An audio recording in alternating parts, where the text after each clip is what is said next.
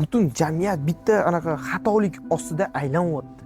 Pul topishga bo'lgan ishtiyoq odamlarni maqsaddan ayiradi. Nima deyish mumkin? Qimor o'ynaydi va qimorni reklama qiladi. G'iybat qilishga o'xshaydi bitta oilani. Qozoqlarni yegani ortida, o'zbeklarni yemagani oldida degan. Yo, salom hammaga. Bugun biz yoqtirgan kasb haqida gaplashamiz. Bizda, ya'ni O'zbekistonda shunaqa gap bor.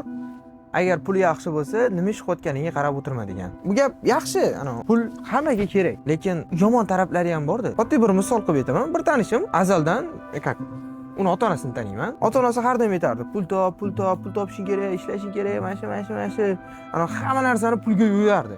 Maktabda darsda sinf fondiga pul yig'ayotganda, nimaga buncha ko'p pul yig'ilyapti? Bolasi o'sha o'rtog'im nimadir olib yeyman desa, ota-onasi buni yema, buni ye, pulni tejash kerak, pul topish kerak, ko'proq pul topish kerak, boyib ketish kerak. Shu narsalarni ota-onasi u bolaga singdirardi. U bola bo'lsa, normal tuzuk bola edi. Masjidlarga chiqardik va hozir u bola, nima deyish mumkin, qimor o'ynaydi va qimorni reklama qiladi. Qiziq. Bu narsaga sababchisini bitta odam deb ayta olmaymiz. Bittagina ota-onasi deb aytishimiz noto'g'ri. Aytganda biz jamiyat sal noto'g'ri fikrlaydi degan fikrdaman. Ularni fikrlashiga meni fikrim ijobiy emas. O'ylab ko'ring, agar o'shanda uni ota-onasi boyib ketish haqida emas, yo bo'lmasam million dollar pul topish haqida emas, yaxshi odam bo'lish haqida u bolani miyasiga singdirganda nima bo'lardi? Yoki mustaqil shaxs bo'lish haqida uni miyasiga singdirganda nima bo'lardi? Yo, u bolani hozir hayot yomon demayman. Qimor o'ynaydi, mayli, qimorni reklama qiladi, targ'ib qiladi, pul topadi, zo'r pul topyapti. Otasi yaqinda qamalib chiqdi. Oilaviy anaqani g'iybat qilishga o'xshaydi bitta oilani.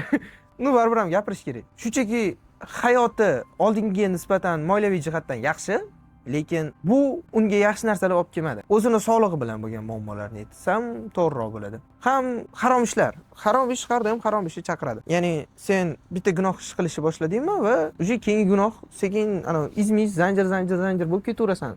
Tubanlikka qarab. U ham shu yo'lga ketyapti. Biz do'st sifatida aytadiganimiz aytdik. Hech kim undan qanaqadir norozi odam emas. Do'stlar, har doim biz undan rozi bo'lganmiz. Uni puli yo'q paytida ham, puli bor paytida ham. Shunaqa, bu oddiy bir misol. Uni hayoti qanchalik yomonlashgani va oilasida bo'lgan kichkina muammolar haqida ko'p gapirgim kelmayapti. Qanaqadir oilasini g'iyibatiga o'xshab qoladi. Prosta o'rnak o'rnida ayta oladigan narsalarni ayta olman sizlarga. Pul topishga bo'lgan ishtiyoq odamlarni maqsaddan ayiradi. O'zingiz bir tasavvur qilib ko'ring.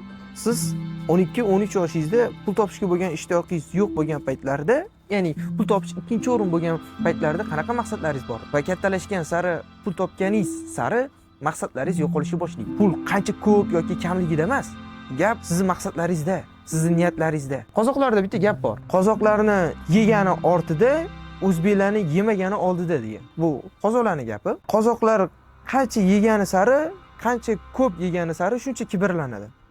O'zbeklar qancha yegani sari shuncha aka deb muomalani bitiradi deb aytishadi.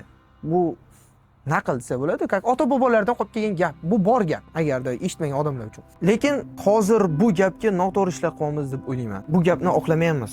Biz butun boshli hayotimiz pul topish bilan o'tib ketyapti.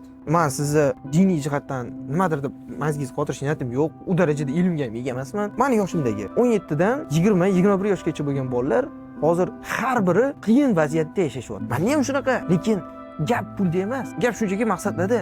Maqsaddan chalg'ish kerak emas. Agar siz maqsadingiz yomon bo'lsa, nima undan ko'ra pulga intilganingiz yaxshi. Yo'q, maqsadingiz yaxshi, yo'qsam kimgadir yaxshilik qilish yo o'zingiz ehtiyojlaringizdan tashqari bo'lgan ehtiyojlar uchun harakatda bo'lsangiz, bu narsani to'xtatib qo'yish kerak emas deb o'ylayman. Bolalar bor. "Vo, men mashhur shaxs bo'lmoqchiman, pul topmoqchiman, bloger bo'lmoqchiman." Nu davay. Lekin ularni maqsadlari faqat o'zini ehtiyojiga bo'lgan narsa, ya'ni mashhurlik. Darsi u ehtiyojini ham oqlay olmaydi. Nega? Qanchadir vaqt o'tib bloger bo'ladi, okey, keyin aktiv o'shash uchun hayb qiladi, ommaviy e'tiborda bo'ladi, muxlislari bo'ladi, dabbalar bo'ladi. Uni kuzatadigan fikri yo'q odamlar bu o'zimning fikrim bor deydi va fikri yo'q odamlar uchun qo'yga o'xshab o'ynaveradi. Maymun qafasdagi. Haypajor. Biz nima derdim? Butun jamiyat bitta anaqa xatolik ostida aylanyapti. Noto'g'ri maqsad qo'yish, fikri yo'ligi, yana bir nechta sabablari bor. Prosta ular haqida hozir gapirsam ancha chetlashib ketib qolamiz mavzudan. Agar meni ko'rib turgan odamlar, ya'ni siz 18 dan 21 yoshgacha bo'lsangiz, yo bo'lmasa 16 dan 21 yoshgacha bo'lsangiz, hammasiga tupuring. sizni rizqingiz baribir keladi. 10 million oylik olsangiz ham shu pulni topasiz. 1 million oylik olsangiz ham shu pulni topasiz. Sizni peshingizga yozilgan pulni topasiz bo'ldi. Buni izohlab beraman. Misol uchun men oshxonada ishlardim. Kuniga 130 minglar atrofida edi. Keyin u 150 mingga ko'tarildi. Oyga, qarochi 3,5 million, 3 million atrofida. Lekin kunliga bicharam, kiyimim, ana moliyaviy jihatdan menda o'zgarish yo'q. Oilamda ham. Keyin dublyaj studiyasiga kirdim. U yerda pul yo'q, pul olmayman. Ularga pul bermayman. O'zim yeb ichishim, yo'l kiramni oqlab ishlab yursam bo'ldi. Hatto yo'l kiraga ham pul ola olmayman ulardan. Va bizni oilamizda ham moliyaviy jihatdan o'zgarish yo'q. Menda ham moliyaviy jihatdan o'zgarish yo'q. Tasavvur men hech qayerda ishlamayapman, faqat dublyaj studiyasida ertalabdan kechgacha o'tiraman. Kechalar yotib qo'yaman. Ovqatga pulim yo'q, kiyinishga pulim yo'q. Lekin qayerdandir ham kiyim kiyapti, qayerdandir ham ovqatlanishga kiyapti. Qorni ochgan payt och qolmaysiz, qarochi. Men qisqa qilib aytmoqchi bo'lgan narsam, och qolmaysiz. Sizni rizqingiz qayerdandir ham keladi. U kimlardir orqali, misol uchun men oshxonada ishlab yurganmanmi, oyga 3,5 million topotgandim, yo'sam 4,5 million topotgandim. O'sha 4,5 million pulni boshlig'im orqali Alloh menga beryapti. Okey, bu meni rizqim. Menga kerak bo'lgan rizqni o'sha yerda ishlaganim uchun olmayman, lekin boshqa joyda ishlayapman. O'shdagi rizqim boshqacha variant qilib olaman. Men ovqat format qilib, kiyim format qilib olaman. Bunga juda ko'p misollar keltirsa bo'ladi. Keyin sen qancha ko'p bersang, shuncha olasan degan gap bu haq gap. Realdan. Rasxodingizga qarab chiqishingiz bo'ladi. Agar siz 3 million oylik olasizda, "Vau, men 3 million oylik olaman, 10 million olishim kerak. Namincha kam bu pul" deb o'ylasangiz, xato fikrlaysiz.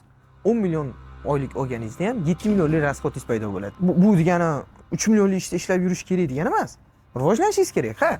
Lekin aynan pul uchun rivojlanish xato fikr demoqchiman. Hozirgi holatdan solishtirsak, men oyga 10 milliondan oshiq topaman. Deylik, lekin uydagilarga beradigan oylik pulim xuddi shu, yeb icharim xuddi shu.